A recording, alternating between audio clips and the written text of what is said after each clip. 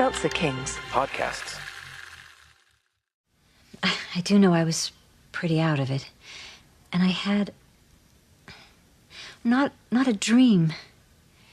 Exactly. More like I had this knowledge. It just came to me like truth, you know? Even though it didn't seem possible. Even though I shouldn't think such things. What? That Dawn... She's not mine, is she?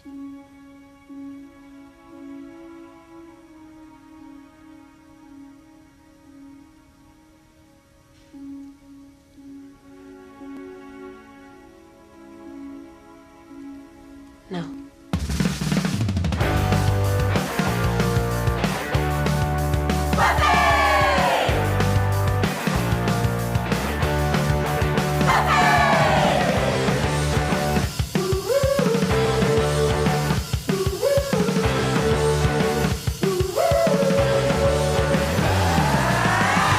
What's up, everybody? Welcome to another episode of Boys Watching Buffy. We're just two boys watching every episode of Buffy the Vampire Slayer for the first time, giving our review, our reactions. We're your hosts. I'm Joe Welke. I am Vance. And today we're talking Season 5, Episode 9, Listening to Fear, directed by David Solomon, written by Rebecca Rand Kirshner. Original air date November 28th, 2000, to an audience of 5.48 million people. And we've got a friggin' shout out to get to at the top here, all the way from Great Britain.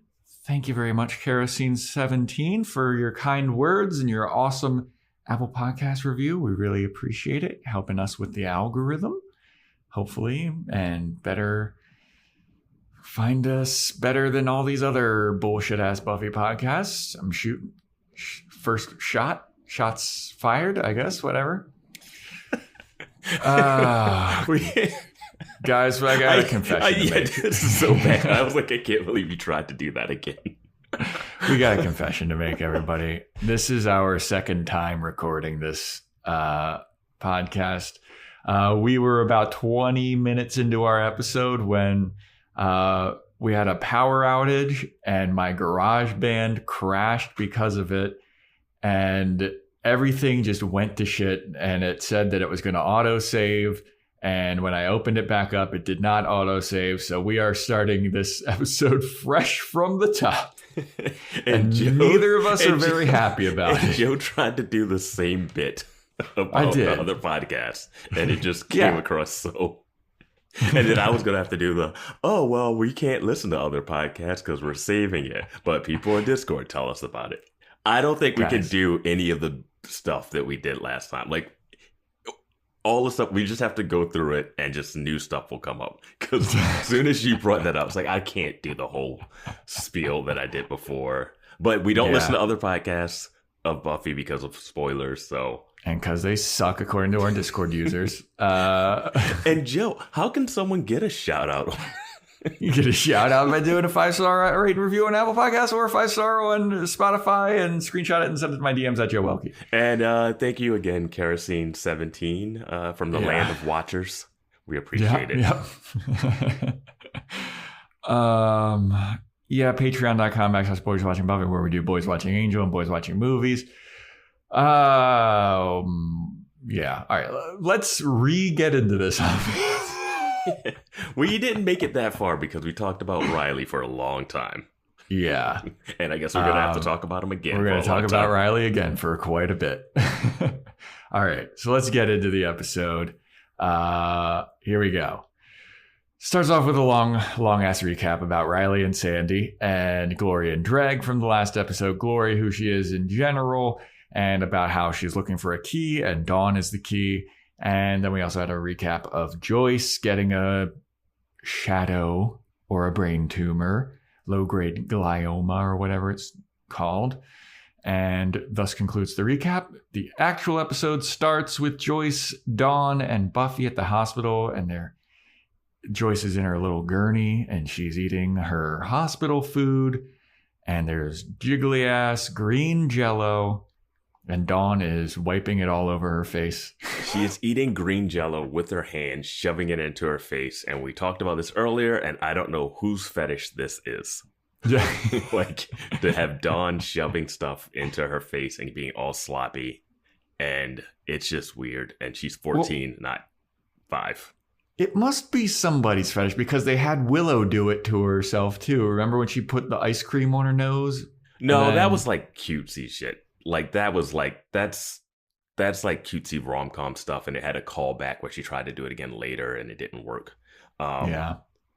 This is Dawn, like, shoving ice cream, like, eating ice cream and not getting any of it in her mouth. Like, It's weird.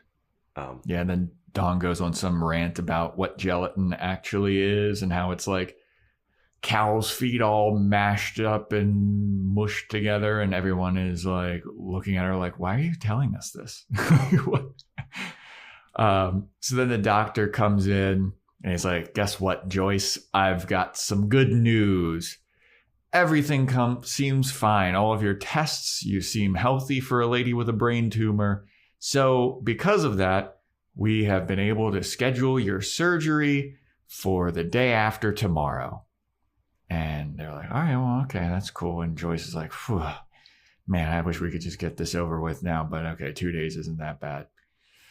And then she's sitting there with Buffy and Dawn, and Joyce looks over at Buffy, and she's kind of like, you don't really have to stay here with me. I'll be fine in the hospital. And plus, don't you have to go out and patrol? And Buffy's like, nah, don't worry about it. I got the Scoobs filling in for me. They're out on patrol. Riley and the Scooby gang are out on patrol, and they should be doing just fine. Sunnydale would fall apart if no one was on patrol that night.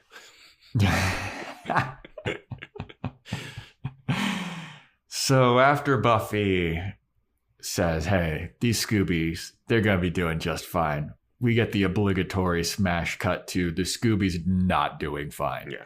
They're getting thrashed in a graveyard by a gigantic lady. Or is it 2 giant lady vampires, or is it just the one? I couldn't. It seemed like it was 2 lady. There's one very tall female vampire. With the snakeskin muscle shirt. Yeah. Which I mentioned before when we recorded that they should have saved her for like Harmony's gang. And like, she could have been used better. Like, for them to just get rid of her, like, in this opening scene felt like a waste of like a cool, like, 90s, 2000s big female vampire reveal. Her beating up Xander would be ideal. Yeah, she just has such a big and intimidating presence that, like, to throw her, like, to get killed by Willow, of all people? Anybody can kill a vampire, This lady vampire deserves better, though. I don't know. Would you... Like, the Slayer, you could get rid of Slayers. Like, there's only one in the world, apparently. Like, there's 2, technically, right? Yeah. I feel like if you just trained everyone like you trained Slayers, you'd be better off. An army. Yes. And they wouldn't have to... And guess what? You could probably use people that aren't high school girls. Yeah. Like, maybe not use a high school girl as your weapon against vampires. Well, I mean, the initiative was trying to do a little bit of that. Yeah, but they didn't believe in vampires and stuff. They thought they were like... I don't know. What did they... Just animals or whatever? Yeah. They were like, it's just a mutated animal, I guess. God, the initiative. So Xander and Giles are getting beat up by these vampires, and Willow stakes both of them. Like, Willow is getting beat up by one vampire. She stakes that one, and then she sneaks up from behind the big, jacked, pro wrestler looking lady vampire that is attacking Xander, and she just stakes that one. And she's all jazzed about it. She's like, oh, fuck yeah, dude. Like, I staked 2 in one night. And Giles and Xander are like, yeah, it did not go as well for us because we were getting thrown around this graveyard. Yeah, and they're all like freaking out and weak at the knees after this. Yeah, but the main point of this scene is that the Scoobies are all like, it's really weird that Riley didn't show up to this because we all planned on going out together, and he's just like doing missions on his own. Like he went off to that vampire den with the grenade by himself. He didn't tell any of us, and now that we're out doing patrol, he's flaking on us. Like, what the fuck is up with this guy? So it's a little suspicious because they said it would be easier if Riley was there. Yeah. Even though he doesn't have his strength, but he's still the best of fighter out of all of them. He doesn't seem like he's gotten any weaker. No, he definitely, after this chip surgery to get it out of his heart and the weaning off drugs, like he's still wailing on vampires. I mean, he saved Buffy last episode or so. Yeah. Yeah. But then episodes ago, maybe? We get a cut to what Riley is actually up to. And what he is actually up to is he's in a warehouse and he is getting his arm sucked by this lady vampire. And the way that it was filmed initially, I was like, are they straight up showing Riley getting a blowjob? And I took it as this is him in a heroin crack den. Wire-esque. He's got a vampire sucking the blood from his arm. Like the vein. And I feel like they're going to do like, oh no, what's that mark on your arm? It's like track marks from like shooting up. But what we debated for a long time in the first recording was how did he set this up? How is he like, one, we don't know if he's getting any type of pleasure from this, because we don't know like how if vampires sucking your blood, does it like feel good? Yeah. Do you get like some kind of high from it? Yeah. Is he just being drained of blood? Is he just doing this to be a badass? Is this just the show being cool, being like, look how low this guy has gone? But I definitely think it's some drug analogy. Well, it's especially confusing too, because last episode, it seemed like he was kind of leaning towards like, maybe I'll just become a vampire, and he staked Sandy. This is a different lady vampire that's sucking on him. And like, I just don't know what he's getting out of it. Like, I just don't get it. I feel like I'm also curious more of how he arranged this. Yeah. Like, did he ask Willie, hey, is there a vampire that like will suck you off for like for $100? like what is he like? I don't know how he got this vampire to just like, okay, you could suck my blood, but don't drain me. And cool. Like, yeah, I wouldn't be one to trust a vampire. No. You're like, oh, you're not going to kill me, right? Huh? Like, is he just they're like, no. He's just holding like a steak at her while she does it. Like, don't try anything funny. Just, but no, he looks like he's just fucking out of it. Yeah, he's getting his arm sucked, looking out a window. And he's in a very dark place for girlfriend doesn't love me. Would you consider this cheating? That's a fresh take that we didn't have last time. God, yeah, that is an interesting one. We know that Buffy would be pissed if she found out about this. Riley would consider it cheating if like if Buffy let Spike take a drink out of her neck, right? Yeah, because Riley hates Spike, because Spike is just like poking the bear with him all the time. Would you feel different if it was a male vampire sucking his arm? Oh, I don't think Riley would. I think this is the year 2000. I'm just saying, like, it's running rampant. But I'm Riley saying, like, no. But I'm saying, would that help his argument? Like, I'm not cheating. That's just my bro. Graham got turned, all right? I still care for Graham. We get to see some Graham later in this episode. Oh, boy, do. He's got a fresh new look. He looks like, does he have one of those like military berets on? Like that? Yeah. Yeah. I love the berets. Like Duke from G.I. Joe. Yeah, man. I don't know, man. It isn't interesting. Like, is this cheating? Is this cheating is a good question. I didn't think about that. It's not good. Sound off in the Discord. Whatever it is, it's not good. Yeah, no, it's not upstanding white bread milk behavior by Riley, which is what we've come to expect. This is French toast level. Oh, yeah. He might be getting a little bit of butter on him soon. Give him some flavor. It's still unsalted. So then we go to the hospital and Willow is there and she's visiting the Summers women and she comes bearing gifts, everyone. And she's like, Joyce, guess what I got you? I got you this perfect gift. You're going to love it. It's a beer hat. And Joyce is like, thanks. And Willow's like, now that I see this and explained it, I regret this. And it is so stupid. I don't get this at all. I really don't. I just don't get why a beer hat. Like, I don't get the reference. It's not a callback to Beer Bad. It's not like Joyce has been shown to be like a drunk. Yeah. She get that for Xander's family. Yeah. Like, I don't know what they were going for with this one. Yeah. But then Joyce is like, oh, thanks for this gift.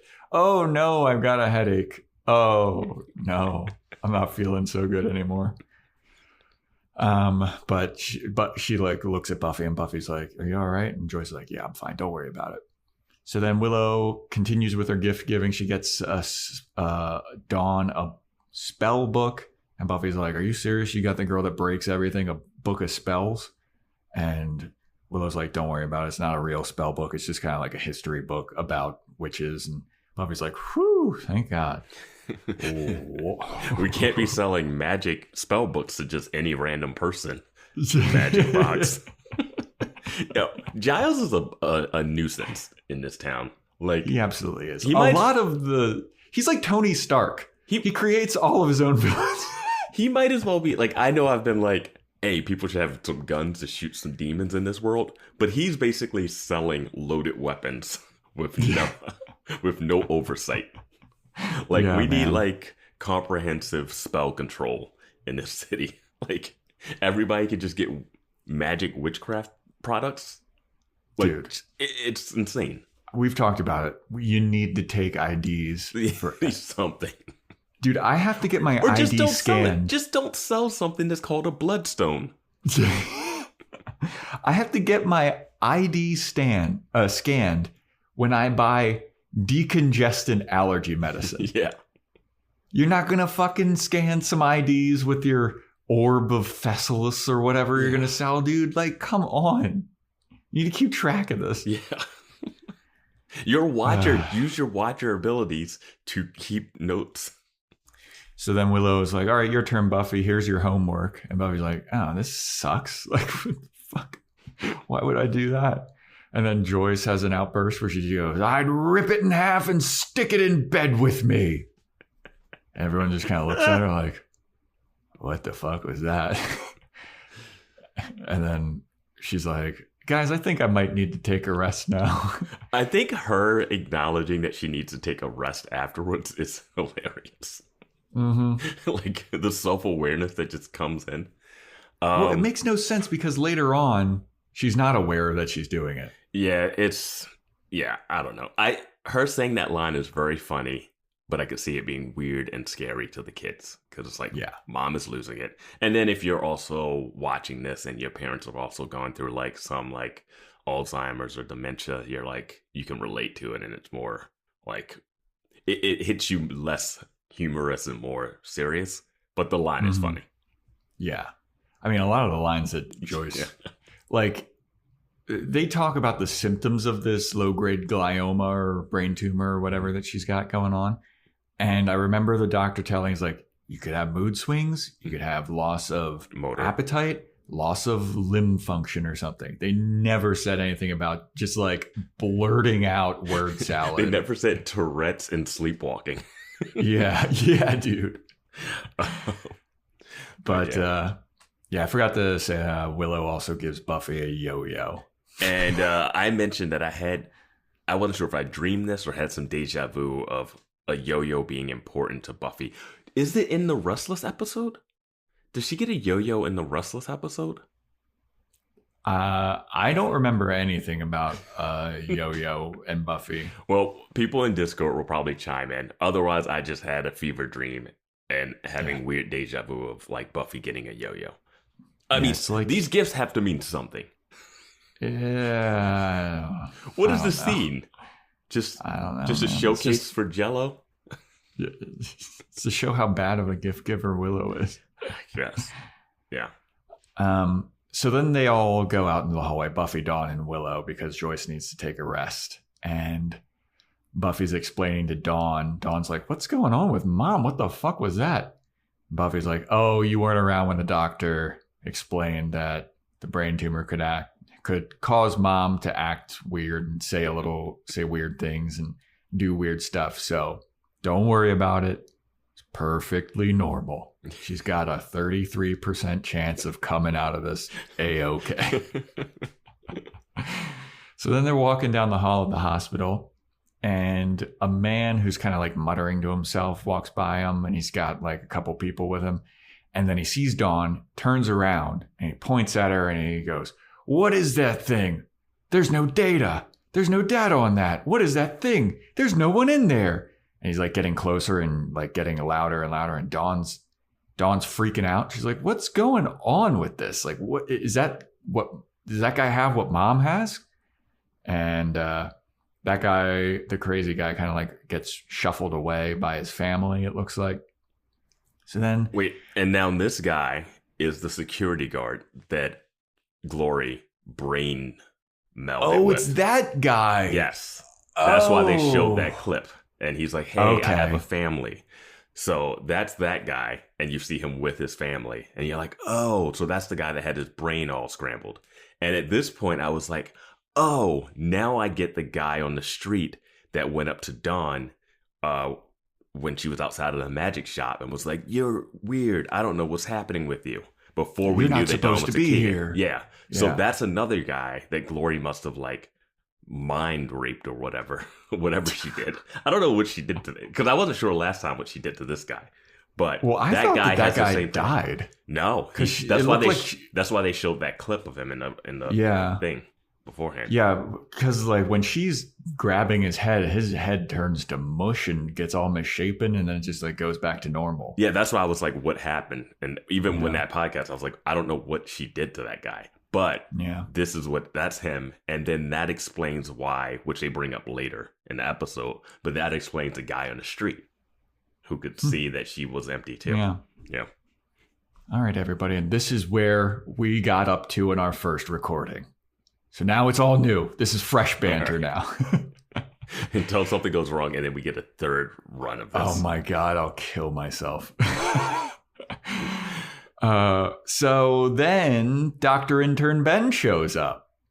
Our boy, who we suspected was going to be somebody. When we get to it, I'll bring up the scene that made me think what kind of gets revealed here. You had a different thought about it, but yeah. So Dr. Ben shows up and he's like, hey, is that guy bothering you guys? And they're like, yeah, he just kind of like started yelling at us. It's no big deal. But he seemed like a little out of it, huh? And Dr. Ben goes, oh, man, yeah, the mental ward here is all booked up. It's booked beyond capacity. And they're like, oh, man, well, what's going on? And he's like, yeah, we'll have to send them home to their families because we can't keep them all there. And they're like, well, that doesn't seem like a good idea. Yeah. Yeah. I have confusing notes here. Was there anything else after this that you remember? No, he just kind of shows up to this scene is basically him just being there, being like, yeah, I'm Doctor Intern Ben. Yeah. And then we get to Willow and Tara on the rooftop in the most convenient plot setup scene ever. They're like sleeping on a rooftop of a building. Yeah, I don't know where they are. Are they back at college? I'm guessing they're back at college. Is this the magic shop rooftop? I don't know. They got a little sleeping bag and they're both all bundled up together and they're looking at constellations. Who sleeps outside at night when vampires exist? Yeah. I guess they were like, we're safe. We're on a roof. Yeah, vampires can't climb. So Willow's pointing out real constellations and she's like, oh, look at that one. Oh, look at that one. And Tara starts making up her own constellation. She's like, oh, there's the big pineapple. And Willow's like, well, what? And Tara's like, yeah. I mean, none of those constellations that you're talking about look like that anyway. So let's just make up our own shit. This scene is like cute, I guess, but it goes on for way too long. Yeah. So then they see a giant shooting star / meteor that flies across the sky and crash lands not too far away from them. Somehow, because it seemed like it was on a town over. Yeah. like it looked like it was like a town in a swamp. I don't know. Yeah. Well, they're all freaked out. And so then we go to the crash site and we see like all the debris and stuff that's going on at the crash site. And the crazy security guard guy that got mind mushed by Glory, he's walking around. He's walking around this park or whatever at the night. family just let him go on the loose. Like, yep. They just they did not try to watch him. No preventative measures whatsoever. The wife and daughters were just like, he's going for a walk. Let him go. So he's out there, he's muttering to himself, and he's just wandering around. And then a tiny slug-looking alien man gets out of the crash site and attacks him. Cool-looking little person in a suit, for sure. And it's funny looking. It's weird. I disagree. I don't think he's cool looking. I agree that it is funny looking and it is weird looking. Okay. And some of the stuff that You know what I'm going to say? You know what I'm going to say? After seeing the fake Cobra, I just like that this was mostly like 90% practical. That's what I'll go with. Yeah. I like some of the stuff that they got the little slug guy doing. And just the crawling thing is funny. The crawling was great. Yeah. It was hilarious. Yeah. But the Cobra guy was so much better than the slug guy. Come on. But I'm just saying when they cut to those like wide shots. Yeah. Those were CGI shots. Yeah. Yeah. So the slug alien attacks the guy, and then we go to the hospital where the slug alien has wandered over there. My notes say alien sneaks into the murder hospital. Yeah, dude. Dude, this alien. It's so big, somehow no one can see it. It's just like, it's on the ceiling at some points, and the ceilings are not like mega super high. They may be like 8-10 feet tall, and there's people just walking around like they can't see this. Yeah. Sunnydale's amazing. Sunnydale is an amazing place. Dude, so anyway, so we go to Joyce's room, and she's trying frantically to press the nurse button, and it's not working. She's like, guys, it's not working. It's not working. And she's fucking livid. Mm-hmm. And Buffy's like, all right, I don't know what to tell you, dude. Like, I don't know what to tell you. And Joyce is freaking out. And then the doctor shows up, and he's like, oh, what's going on in here? And Buffy's like, my mom wants to go home.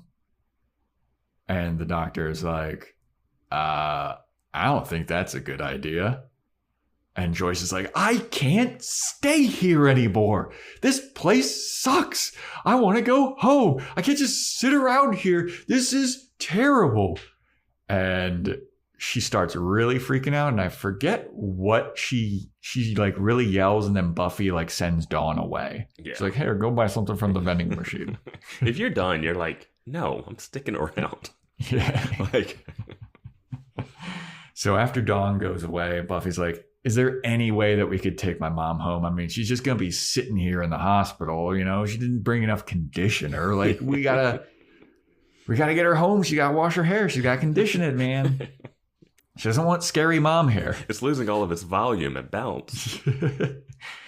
And the doctor's like, look, I don't think this is a good idea, but if you really, really, really, really want to go home, we can do it, but I'll have to teach you how to administer her medication, and I got to give you all these instructions on how to take care of your mom. And Buffy's like, I'll do it. Sending Joyce home for a day is so irresponsible. Absolutely. It is a day. Your mom is already showing signs of like instability, right? Well, dude, these instability things came on so quick. Yes. Because now Joyce is just freaking out every 5 seconds. Now that she's freaking out more, that means keep her closer. And the doctor's having to give her like, all right, you have to administer the drugs. You're not going to get a lot of sleep. This is all the instructions. I'm like, no, it's one day. Yeah. Strap her down and leave her in there. That's what they're doing with all the other mental patients. Yeah, like, don't send her home with her teenage daughter. I was so baffled about this, dude. And I don't know. Yeah, I don't know where that stands on, like, can they send her home? Is that like against, like, I guess like they could send you, I guess you're able to leave whenever, because Riley had that thing where they were like, we can't talk you into getting surgery or staying overnight. So, but sure. It's a bad idea. Taking her home is a dumb idea. It's a terrible idea. Yeah. This is so stupid. And unless you were like, I want to get her out of the murder hospital before the murdering starts, then that makes sense. Where do you think Joyce is safer? In the murder hospital or at home where things have broken in 100,000 times? I think she's safest as long as Buffy doesn't go on patrol. Okay. Like Buffy's patrol is at home. Yes. Today. Like, this is another thing I thought about. They're like, oh my God, my mom's having brain surgery. She might die. I'm like, she might die just being around you guys.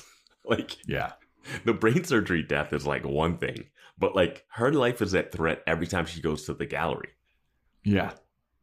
She wanders around alone at night all the time. It's like, yeah. I think her chances with this surgery are better than her walking home alone at night. 3 surgeries, 3 walking home by yourself at night.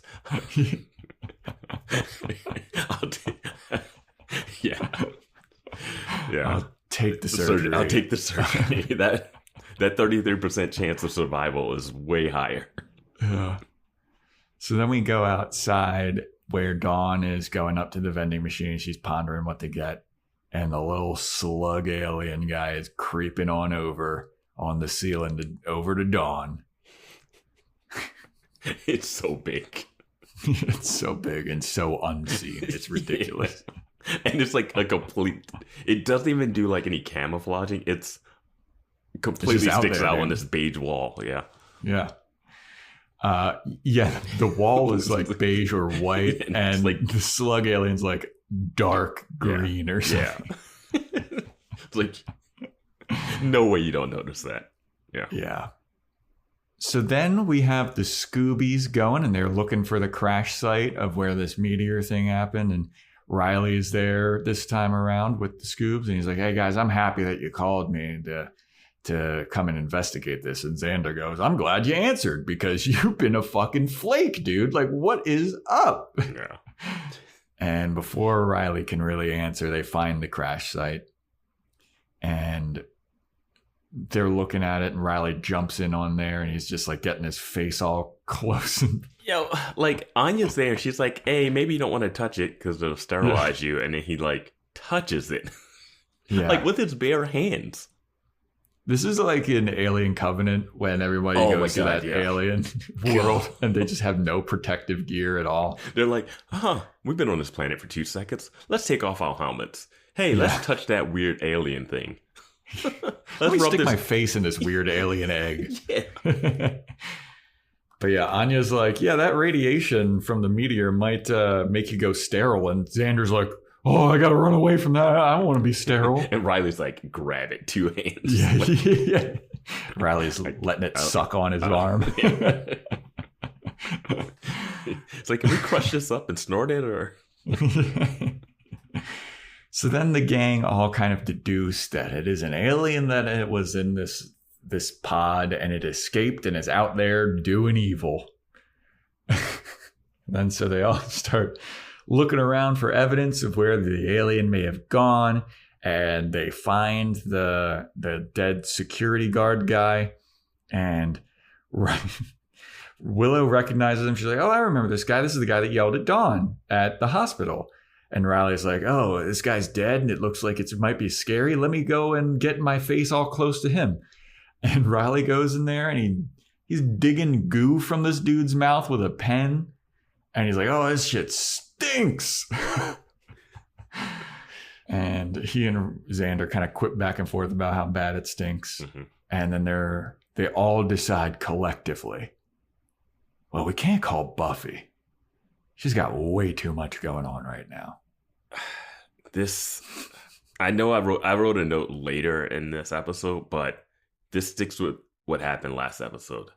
Tell Buffy, stop trying to protect her by keeping secrets.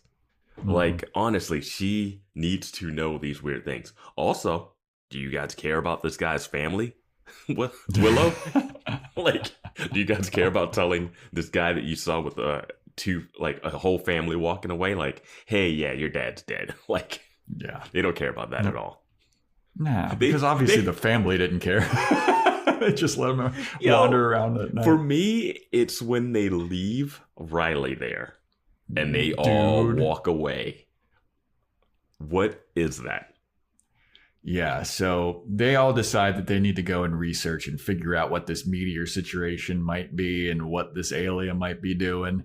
And Riley's like, I'm going to hang back and I'm going to examine this body a bit more. And you're like, are you sure that that's a good idea? And are you Riley's sure about that? Riley's like, guys, you've researched with me before. You know I am bad at that. And then they're all like, yeah, you're right. You are a big dumb dipshit. Later, dude.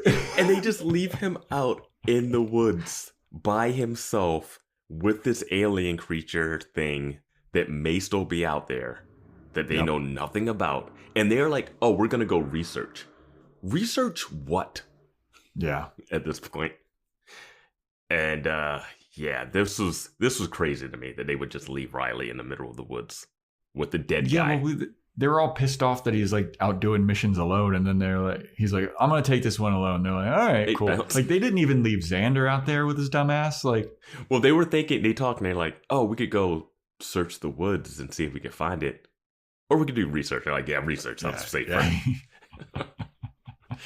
Yeah. So all the main Scoobies leave Riley out there by his lonesome, and as soon as they're out of earshot and out of sight, 2 Buffy the Vampire Slayer episode names. Boom. Work that in there for you. Riley whips out his cell phone. The very same cell phones that could be giving Joyce a brain tumor. Has Joyce been spending a lot of time with your boyfriend who has a flip phone? No, but he did touch a meteorite recently. So Riley whips out his flip phone. He calls somebody. He goes, yeah, get me in touch with the man at the desk. This is an emergency frequency. So is Riley just cool with the initiative again? I guess so. Like, the initiative should be done. But okay, whatever. Yeah. So then we go back to the hospital in what I assume is the mental ward that Ben was talking about. And there's a guy there. He's getting strapped down and tucked in, given sweet little goodnight kisses by a nurse. And he's like, please don't go. Please do not go. Don't go. And the nurse is like, everything's going to be fine. I'm leaving. And the guy's like, please don't go. Nurse leaves. And then the guy is like, oh, God. Oh, shit. This is terrible. And he sees the little slug alien. Little slug alien shows up and he's crawling around the ground. And then it jumps on top of the guy and dude is screaming his head off. And the nurse is in her little office and she hears it and she just does nothing. Yeah. She just starts eating her licorice or whatever she's doing. Yeah, I mean, sure. Like, this is the mental ward. Like, that's what's going to happen. And if Buffy and Dawn could have handled Joyce just, like, yelling for a little bit, they could have just left her in the hospital. Like, the guys had surgery in 2 days. Yeah. Yeah. Whatever, dude. Yeah. So then the alien is on top of this dude and it just spits all over his face. This clear ooze. Yeah. Yeah. So. Yep. That is. It's gross. It's gross. But yeah, it's nasty. I wouldn't want it on my face, but whatever. More power to the slug alien. I mean, I'm sure it probably had some like exfoliating properties or something. Probably. It's probably a good skincare routine. Yeah, like we could harness that ooze. Yeah. So then we go to Buffy talking to the doctor, and Joyce is getting discharged, and the doctor's giving Buffy and all Dawn and Joyce all the instructions they need to take care of Joyce. It's like a phone book, a list of stuff to take care of her. How many pills does she have to take in a day? Dude, he gave her like 2 bottles of gigantic pill bottle. Like how? What? Like she's done. She's done for, man. Yeah. But she's especially done for because the little slug aliens on top of those on the ceiling spying on him. Mm-hmm. He's listening in. And he's like, "Oh, what are these Summers gals doing tonight?" So the Summers ladies go home, and one of her lines here is that Joyce says to Buffy, "You look just like your father when he cries." And it's so weird. Yeah. I wonder if the dad's going to come back at some point. He's off in Spain with his secretary or whatever, right? If Joyce was to die, we're going to get a thing where like Giles has to adopt them? Oh, well, Buffy's old enough now. She's 19. Yeah, but Dawn is... fake. Dawn is fake, but also only 14. She's 14 with the mental capacities of a 4-year-old. If we have to have an episode where Buffy has to fight for custody of Dawn. Oh, Jesus. Yeah. It's like her and Glory in court. No. Glory's like, oh. Well, I was thinking the dad would come and try to claim for it. Oh, yeah. I think she'd win custody over Glory. No. So the Summers women go home, and Buffy is like turns on the lights as soon as they get in, and Joyce is like, "Oh, dude, please turn off the lights. It's way too bright in here. I can't handle all these lights. It's gonna give me a headache. It's gonna be too much." And Buffy's like, "Oh, sure." So they go to every single room in the house, and they shut off every single light in the entire house, which I felt was a little overkill. Joyce is only going to be in one room. Hey, you don't want a crazy person whining about everything. Like they just got home and this is already starting. It's going. And there's a shot here where they cut to the outside of the house before like a commercial break. Mm-hmm. And I went back to look at it to see if we saw the slug or something. Is there anything in that shot? Nope. But it's like this. It's just ominous music, right? And then it's a shot of the house and like the light upstairs. Yeah, I didn't see the slug, but I think the ominousness of it is to show like they're completely in the dark and there's a slug monster that was just creeping on them. Yeah. I'm not going to be afraid of the slug monster if Buffy's around. So we go back to the meteor crash site where Riley is, and a helicopter swoops in. And that budget, man, getting the helicopters. They do it like once a season. We get like a helicopter show up. Yeah. And this is that episode. Mm-hmm. So helicopter comes in, lands. Military guys come out. Graham is there. They all got berets on. They're all in black. Some guy named General Ellis. Is that what his name? Major Ellis. They're like, "Oh, hello." You got to get their credentials just right. So they show up. Wait, Riley, is he still a part of the government? When he called them, he was like, "It's Agent." Wait, no, it's just Riley Finn. I was like, lose this number, dude. If you're not part of the team, how does he have this, dude? If you're confused about that, I'm confused about when did Riley become like a scientist? Well, this is where when we were watching this, I was like, Riley would be so good on one of those CSI Law and Order shows. Oh yeah, like he missed his he could have been like 100 some episodes, like how David Boreanaz is on Bones. Like, I could completely see him on an NCIS, going around, solving some murder, being like, this person has this. Like, he does that in the scene. He's 100% just like jargon. Wait, don't follow him. You'll never track that. This is this. Yeah. I'm like, oh, this is what he should be doing. Like, I don't know much about his other acting roles because I haven't looked him up. But yeah, man, he would have killed it on that show. Yeah, he's walking around with these military guys. They're like, yeah, this meteor's got a lot of protein alkaloids there. And they're like, well, we can trace it with that, right? And Riley's like, no, the protein's breaking down too fast. Like, and we can't trip. What did he bring? How is he testing this in the middle of the forest? That's what I was like, what? He has a little vial that he kept it in. I'm like, how are you testing that it's breaking down? Yeah, but sure. And the military guys are like, so what do you suggest, Riley? And he's like, I'll tell you what to do. You got to look for the gamma-noids. Oh, well, we have a Geiger counter in the helicopter. Go get that, Graham. Graham's like, okay. Be just as effective as when they were trying to track Spike down. Remember that? I only know what Geiger counters sound like based off from video games and Chernobyl.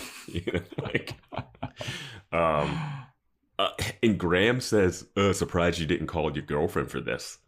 I love that Graham's still throwing that shade at him. He's like, oh, you mean Forrest? He's dead. The mission's girlfriend. So then we go back to the Summers house, and Buffy and Dawn are watching TV, and the little slug alien has infiltrated their house. And it's just creeping around. It sees them watching TV. And he's like, that doesn't really interest me much. Yeah. Because what do we have going on behind me is Joyce sleepwalking down the stairs, going to the kitchen. And she starts making a ruckus in the kitchen. And Buffy and Dawn are like, what the hell is that? Mom, is that you?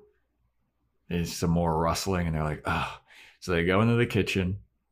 And Joyce, they're like, Mom, what are you doing? Joyce is like, I'm making breakfast.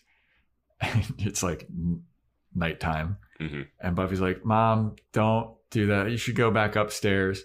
And Joyce goes, yeah, Buffy, you shouldn't have any of this breakfast because you've gotten disgustingly fat.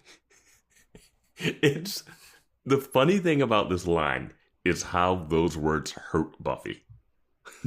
Yeah, like she reacts to it like, oh my God, my mom thinks I'm fat. Not like, I don't know. It just has this look of like, not like she's freaking out by the statement and not that her mom is like losing her mind. I don't know. Yeah.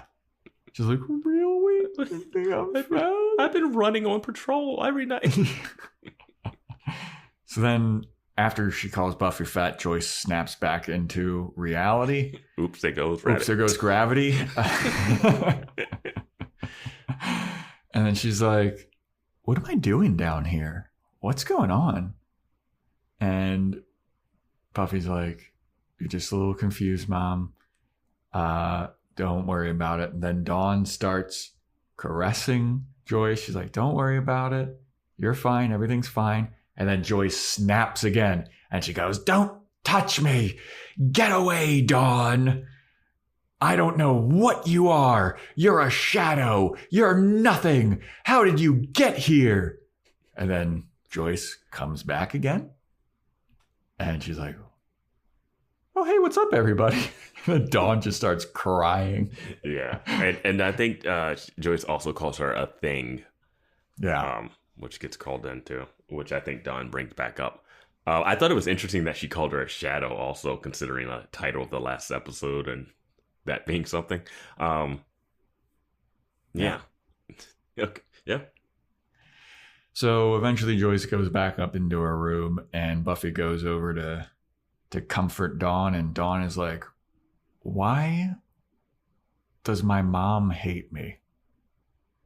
She called me a thing. She's been like yelling at me. And Buffy's like, oh, don't worry about it. It's the brain tumor, dude. And Dawn's like, nah, it's not just Mom either.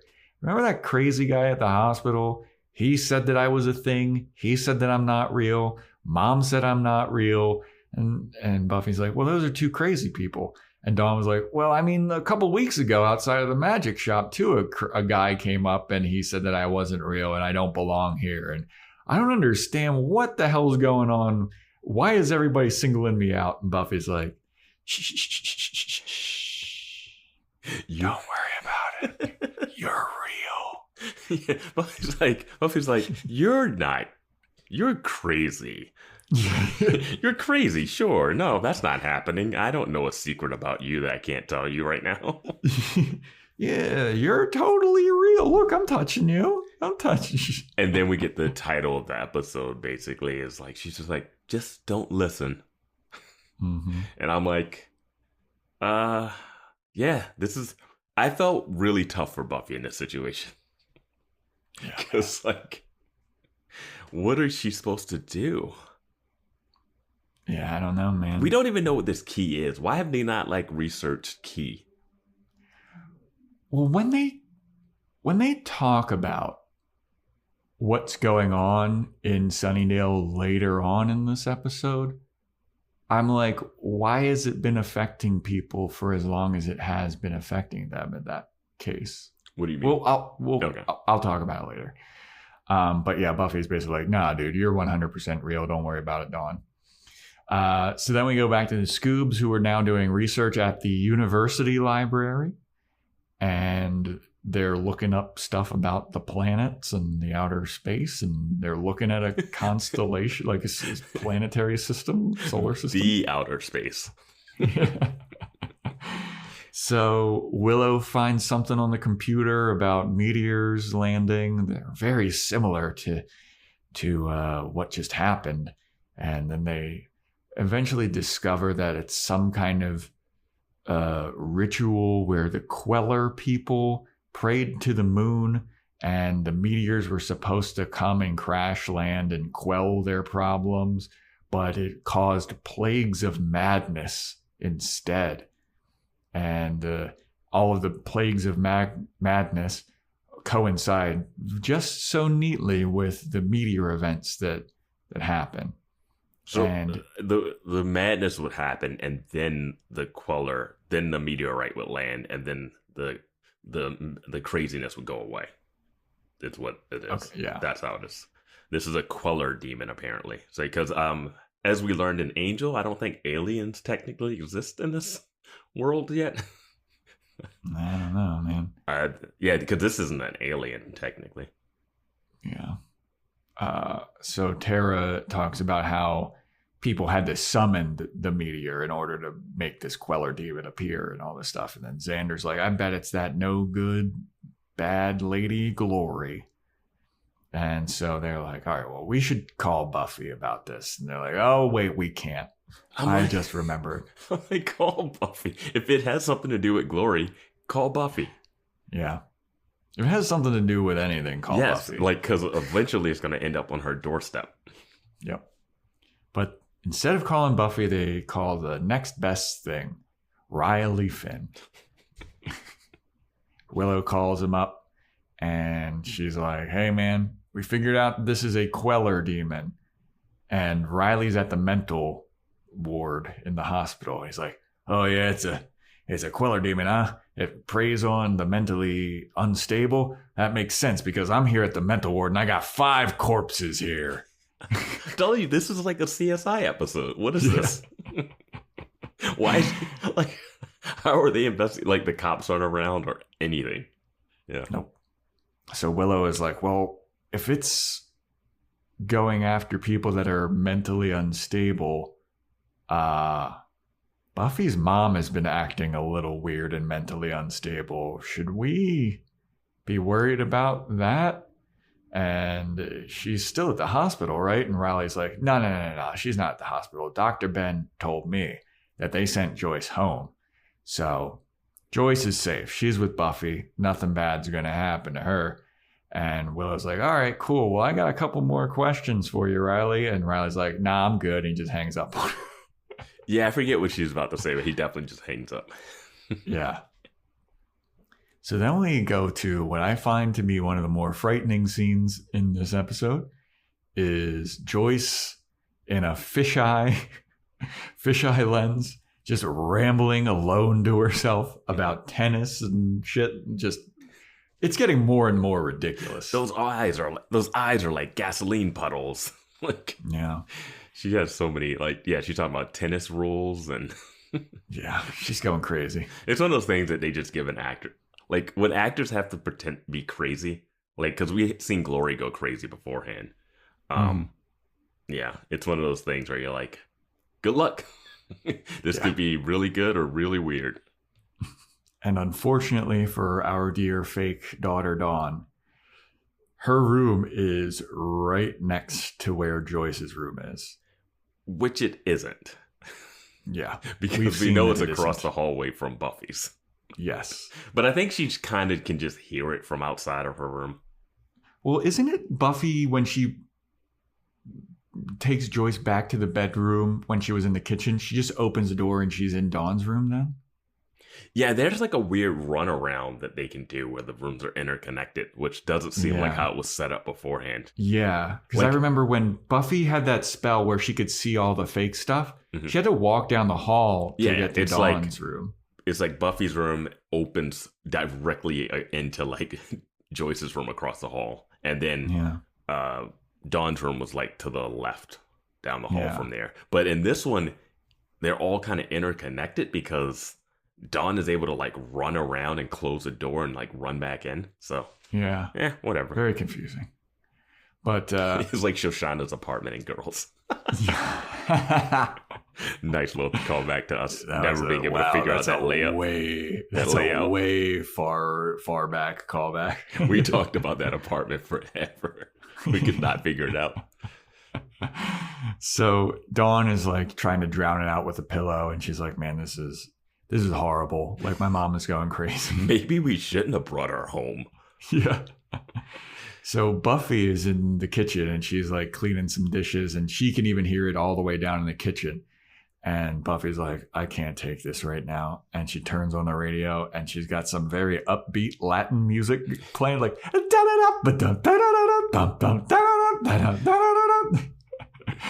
and then she just starts crying. Yeah. And it is so hard to watch. Like, it's so sad, dude. Like, the contrast of this upbeat Latin music and Buffy just bawling her eyes out, that's terrifying. And if she's worried about the surgery, that's not the most pressing issue they got with the mom right now. No, it is not. She is under more threat at home. Absolutely, right now. She is. Because after we see Buffy crying for a while with this nice upbeat Latin style music, we go back to Joyce, who's still rambling loudly in her room, and the slug monster is right above her. And we see that is who Joyce is rambling at. She's like, "Get away. You look crazy. You're nuts." Like, yeah.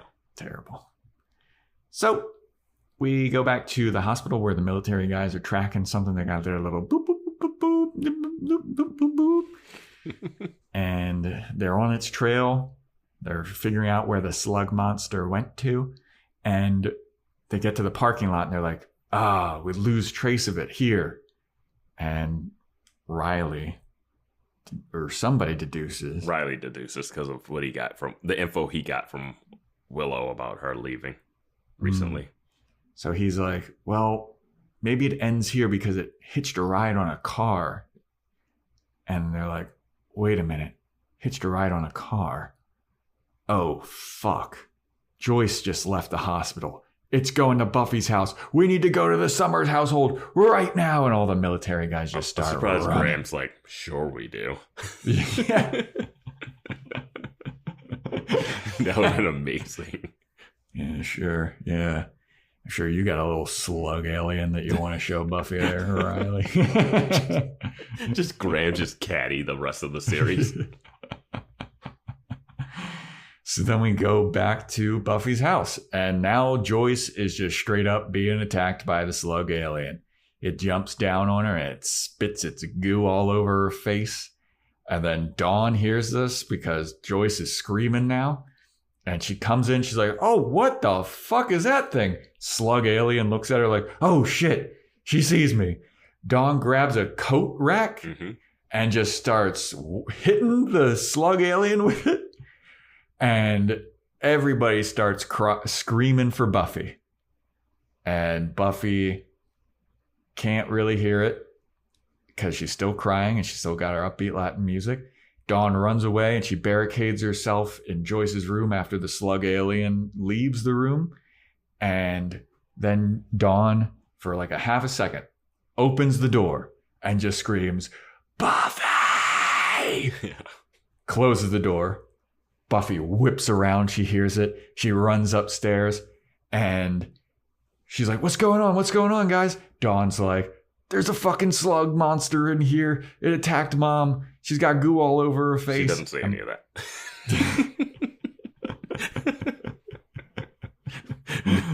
None of that happens. I thought this Buffy, she runs to the door and then that thing jumps down on her. I thought the Dawn gave her a hint of hey, there's a monster in here. Yeah, maybe she said something, but she doesn't go into that detail. Well, yeah. But the slug monster is right above the door and it just crash lands on Buffy. And they have a hilarious My Buffy favorite type of fights. Yeah, Buffy fighting with a doll. Yeah. They go down the stairs and it is so funny. Yeah. They fall down the stairs and then Dawn's with Joyce and Joyce comes back into motherly stuff and she's hugging Dawn. She's like, it's going to be okay. It's okay, my baby. It's okay, my baby. Don't worry about it. And somehow at the bottom of the stairs, the slug has detached itself from Buffy and Buffy's looking around for the slug. Can't find it. Grabs a big old steak knife to kill it. This is where we get into a horror movie vibe. Back when we had the Kralik thing. And I remember on the last Angel episode, you were like, it's nice to see them doing something different in Angel because they have a heist. And I'm like, yeah, Buffy does different things too. This is a horror movie in a house and a CSI episode. They're doing different stuff. Yeah. All right. Yeah. All right. Credit where credit's due. Yep. So Buffy's lurking around the house, looking with her knife all cocked and ready to kill this slug monster as soon as she sees it. And as she's walking, the door to the basement flies open and Buffy rears back to stab whatever's coming out because she thinks it's the slug monster, but it is Spike. I didn't realize he was coming in from the basement until they say, what are you doing in the basement? I thought he was coming in through the side door in the kitchen or something. Yeah. It is weird. Oh, yeah. That he's down there, but also weirder later. Yeah, because Buffy is like, Spike, what the hell are you doing here? And he's like, well, now that I'm fucking an urban forester, you got a lot of cool junk in your basement. So I was just kind of foraging around down there. It's no big deal. It's just stealing some stuff from you. I'm evil. I got to get my rocks off somehow. And Buffy sees that Spike is stuffing something in his pocket. And she goes, wait a minute, are those pictures of me that you're putting in your pocket? 1, creepy. 2, great eyesight, Buffy. Right? In the dark? To notice that those were pictures. I didn't know what they were when he put them in his pocket. Me neither. This is our hero, though, right? Yeah, this is our romantic interest that we're pulling for. He's not satisfied with just getting stealing underwear. He's got to steal some photos. That mannequin's not doing it for him. I was gonna say he's got to cut out Buffy's face and tape it to the front of the mannequin and practice kissing it. I'm surprised he's not just stalking her and taking photos himself. Yeah. But before Spike has to answer for his stealing, his theft of pictures of Buffy, the slug monster attacks Spike. And he's like, oh, God. And he has a nice little fight with the doll. He freaks out when this thing jumps on him. Yeah. And he freaks out so much that he kicks the steak knife from Buffy's hand. And it's just all over the place. Buffy looks so annoyed at this point. Not afraid. She's just oh, Spike. Yeah. So after a while of it attacking Spike, it jumps back to Buffy. And then Spike gets the knife and throws it to Buffy. Buffy, who is pinned down by the creature. Yeah. Instead of stabbing it with the knife. I was thinking about this while I'm watching Buffy try to stab this thing at the awkward angle of reaching around it and stabbing towards herself. Yeah. And I'm like, Spike, what are you doing right now? He's just standing there. He's looking at the pictures of Buffy. Just stab it, Spike. I know it's Buffy's show and she has to win, and it's cool if Buffy does it, but like you're standing there. We just saw Willow stab vampires in the back while the vampires were attacking other people. Yeah. Just do it. Did it also seem like the knife got like 3 times bigger when Buffy was stabbing? How tough is this demon thing if 3 knife stabs in its like shell back does it in? Yeah. I don't know, man. Yeah. But yeah, she stabs it a bunch and it kills it. And Spike helps her up. Buffy asks 0 questions about what this is. Why is it here? Like, no care. She's just done with that. Wipe my hands of that. So Spike helps her up.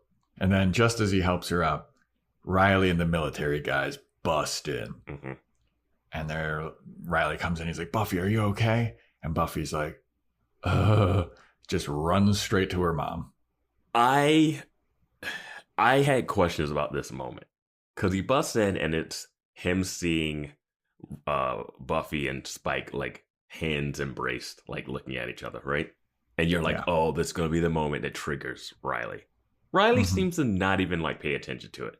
I mean, Spike brings up later like, oh, you missed a good row, you know? Yeah. But like, you just missed a real nice time. Yeah. And it's not like we get Riley reacting to that like, oh, this sucks. What are you doing in the house with her? You said this. Like, they don't let that linger.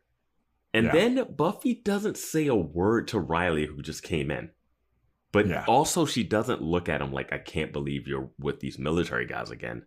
She just like turns away. And I'm like, shouldn't you be happy that he showed up and was like on track for like, hey, something was about to attack your mom and you? Mm-hmm. And she just gives him nothing. Like, she didn't go like, it's fine. I got to go check on my mom. Like, just that simple line would have been like, okay. But she just like stone cold shoulders him. Like, I was so weird by this. I didn't understand this moment.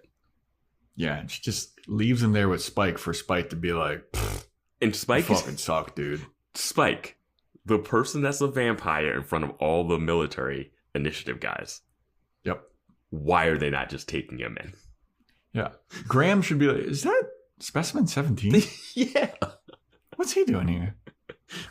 Like, and she just goes up to her mom, and I'm like, I get caring about your mom, but like, you got a vampire down there stealing pictures of you. You got a bunch of military people that just burst into your house with your boyfriend. Yep. You can say a couple words.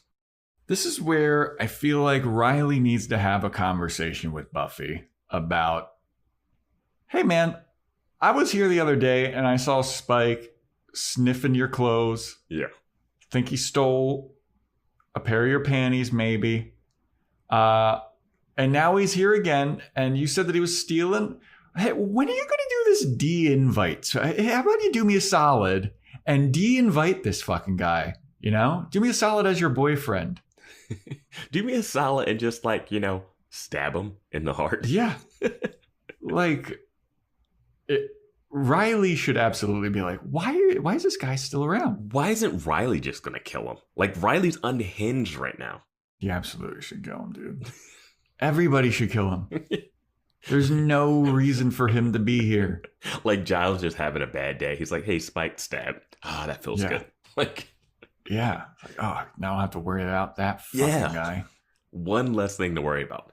We like Spike, just the plot armor. Fun character. Yes. Very fun character. I'm not liking the creep stuff that he's doing. He's getting caught creeping. Yeah.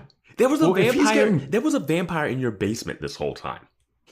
Yeah. Like, that's weird. Dude, if he's getting caught doing this stuff, imagine what he's doing that he's not getting caught. Yeah. Like, you're just catching him do some stuff. Like, there's way more stuff that he's doing. You know, Angel was watching you sleep when he was a good vampire. Like, yeah. Man. All right. Anyway, So Buffy runs upstairs to tell Joyce and Dawn, hey, the slug's gone. I killed it. And they're like, good, cool. So then we get to a very interesting scene where Doctor Intern Ben is leaving the hospital and he's looking over his shoulders. He's looking shifty. I'm like, Doctor Intern Ben, what's going on, buddy? Gets into his car. And who's in his car? But Dreg. He survived. I know, I was surprised. Because Glory was like, this snake better fucking work, otherwise it's your ass, Dreg. And the snake didn't work. I think you predicted that he'd be back.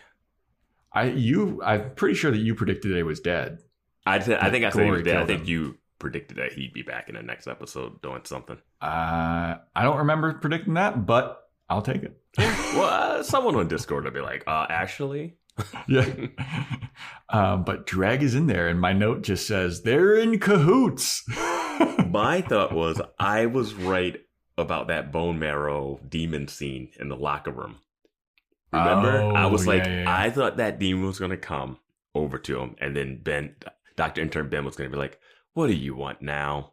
I thought that was going to be the part where we reveal that he's like some kind of like weird guy. You thought that Doctor Intern Ben was actually like in danger. Yeah. Yeah, I didn't believe he was in danger because of the way the shot worked. I thought he was... I thought it was going to be one of those like funny reveals that he's like working with, or that he was some type of demon thing. But yeah, and we get it a little later. Yeah. So Dreg is in the back and he's like, hey, Dr. Intern Ben, what the fuck are you doing, man? I just do not understand why you summoned the queller. What are you doing? We had a whole plan. And Ben is like, I summoned the queller because I'm cleaning up Glory's mess like I've done my whole damn life. And then he just drives off with Dreg just out there. Because Dreg gets kicked out of his car. And I was like, Dr. Intern Ben, I thought that you were potentially a love interest, but now... Oh, he's still a love interest. I mean, that's true. Like, vampire, evil does not disqualify love interest. I mean, he might still be one of the better, nicest people in Sunnydale. Still, we don't know exactly what he wants. You know, is he Glory's boo? I think he might be her brother. Oh, that would be that would make more sense for when he's talking about I've been cleaning up her mess my whole damn life. Yeah. Maybe he and Buffy can bond over having to clean up for their siblings' messes all the time. And Dr. Ben has a face turn. Yeah. Stabs Glory in the back. Buffy was like, I used to be an only child. And like Ben is like, I wish I was an only child. And you're like, one of those weird things. I don't know. I think he still has like, he's cleaning up her messes, but he seems pissed about it. Not like she's not doing stuff. Like he's not like pro her evil, but she's bad at the idea. So we still don't know. Yeah. I'm interested to see where Dr. Ben goes. Yeah. Dr. Intern Ben. Dr. Intern Ben. Very curious. So then we go back to the hospital. And Joyce is back in the hospital and she's getting prepped for surgery. And Joyce is sitting there with Buffy. And Buffy's like, all right, y'all ready for your surgery? And Joyce is like, yeah, I've said some crazy stuff the last couple of days, haven't I? And Buffy's like, yeah, you kind of been wilding. And Joyce goes, I got to tell you something, Buffy. I need you to answer me honestly because I know that I've been saying some crazy stuff. But over the last few days, it's like I've been instilled with this knowledge. I've happened upon this information and I just feel 100% that it is real. And I need you to answer me honestly when I ask you this question. Dawn isn't my daughter, is she? And Buffy like wide eyes and then just looks down.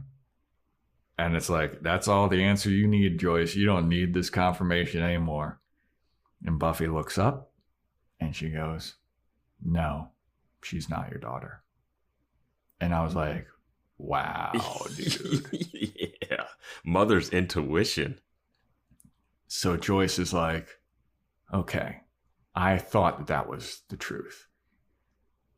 But part of the knowledge that I also gained over the last couple of days about this whole thing is that I just have this feeling that Dawn is very important, and she's important to the world, and we need to take care of Dawn.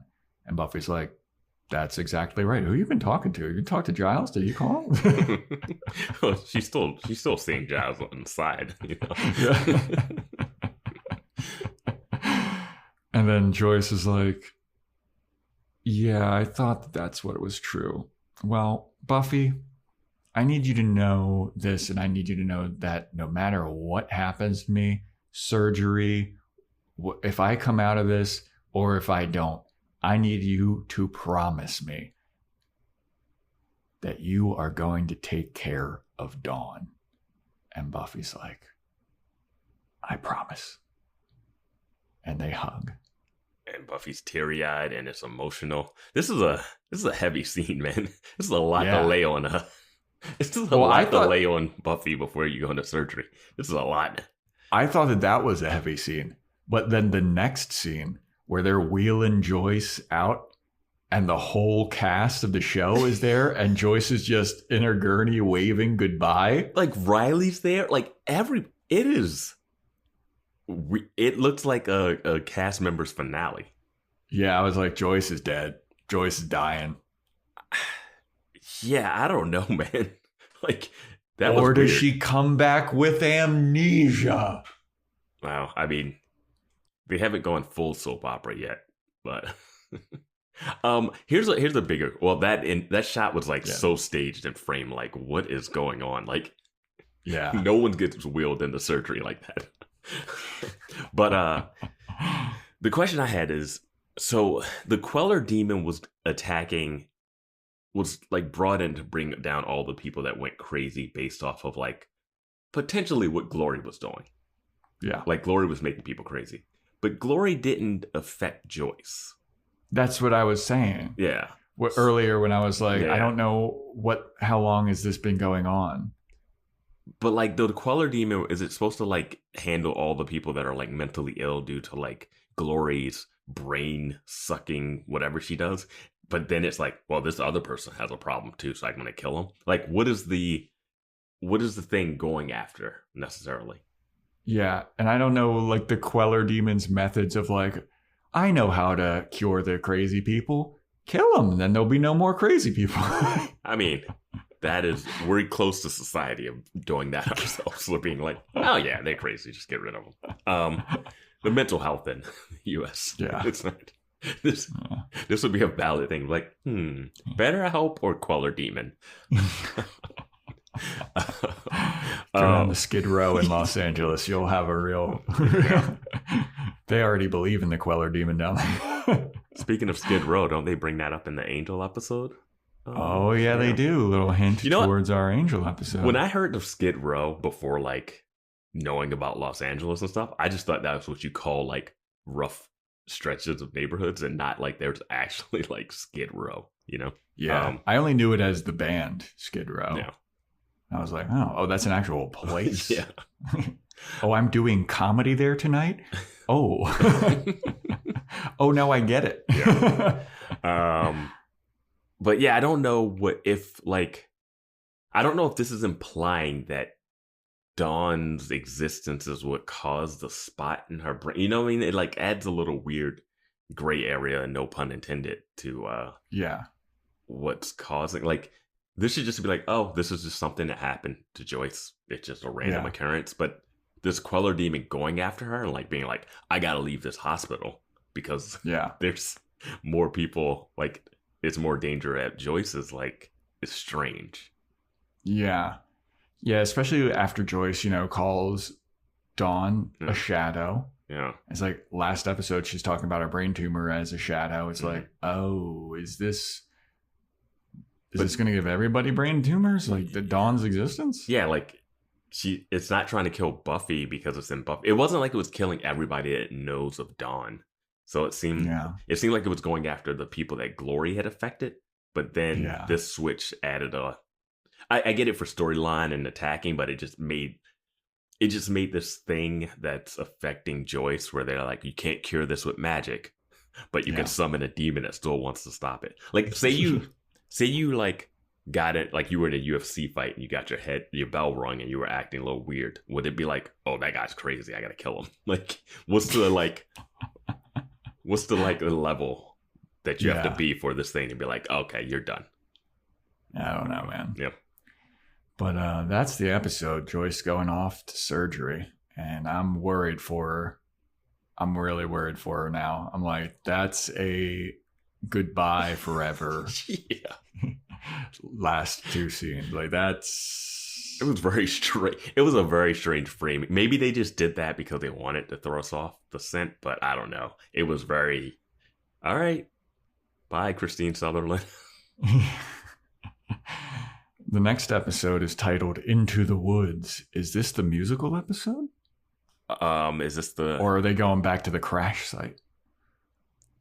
I'm going to go with a Little Red Riding Hood. They like that. They did that before, didn't they? Isn't Into the Woods a musical? It's something. It's a show too, isn't it?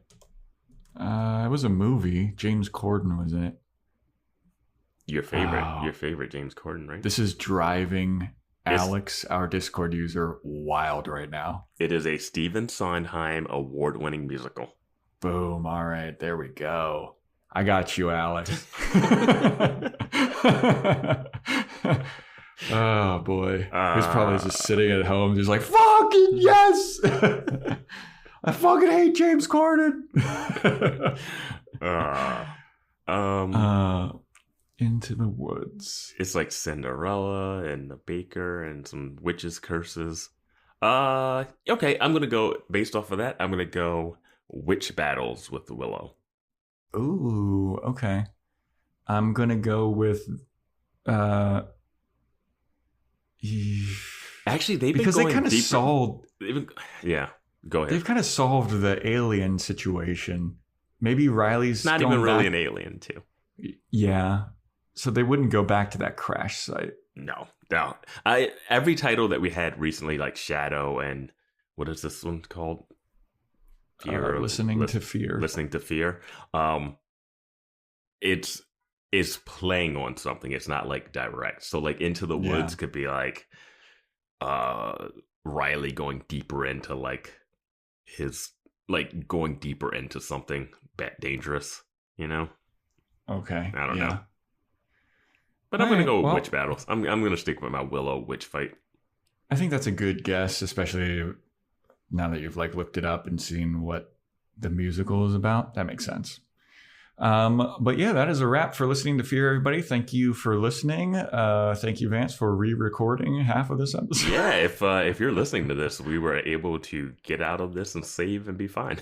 Yeah, hopefully. Yeah. So yeah. If you want to get a shout out, do the Apple Podcast rating review. We'll give you a shout out, or do the Spotify 5-star rating. Screenshot it, send it to my DMs at Joe Welke. Join our Patreon, patreon.com/Boys Watching Buffy, where we do Boys Watching Angel, Boys Watching Movies, Joe's Fashion Report. Join our Discord. We have a lot of lively shit going on. The Discord is live now, dude. Yeah. It's every day. It's something. It's active. It's hard to keep up sometimes. Yeah. And then we got a book club coming. It's a book club happening. Club coming, apparently. Yeah. I will not be joining. I am illiterate. Joe can't read, and I refuse to. Yeah. Follow Instagram at Boys Watching Buffy. boyswatchingbuffy@gmail.com. Amazon wishlist throne thing. You never plug that hard at all. Well, yeah. I mean, we also decided that we weren't going to plug it hard. Yeah, I was like, we said that we weren't going to do that anymore. But we'd appreciate it if someone bought us. We still got stuff on there. We still have to go to Olive Garden. We haven't forgotten. We still got the gift cards. We made plans to do it, and then it was just too much. It was too fast, too furious. Yeah, we went and saw Fast X instead. Everybody. But we family, will be going family to is Olive Garden and Fast X. Of course, there, dude. It's one and the same. When you're there, you're family. When you're at Fast X, you're family. Yeah. Well, I still got Mountain Dew energy drinks in that Amazon wish list. I need that energy. And then we got some higher end products. Yeah, if people got the Oculus, we got the Nintendo Switch for Vance. We got a bunch of stuff. So we got all that going on. So give it a look. Give it a look. See. Yeah, if you just have expendable cash that you just don't even want, in this time of like everybody's flush with cash these days. Absurd wealth. Yeah, just absurd wealth. We get it. Give us like 90% of our listeners are billionaires. So I know that. Yeah. I know that. They know that. Vance still is switchless. And Joe is thirsting for some Mountain Dew. I know. Come on. Got so many Buffy t-shirts, though. They're littered across my apartment. They're all over the Joe's Fashion Report. Yeah. Try and show them all off, baby. And also thank you to all the people that have actually got this stuff. Vance is sipping from his Buffy the Vampire Slayer mug right now. Yeah. That was gifted to us. So we really appreciate that. We're joking about it and everything and begging for more. But we're not trying to be greedy, but we're just trying to prolong this so that everything can crash and we won't be able to save it. I know, right? God damn it. We should get out of here. Yeah, we absolutely should. All right. Thanks for listening, everybody. We will see you next time for when we talk about Into the Woods.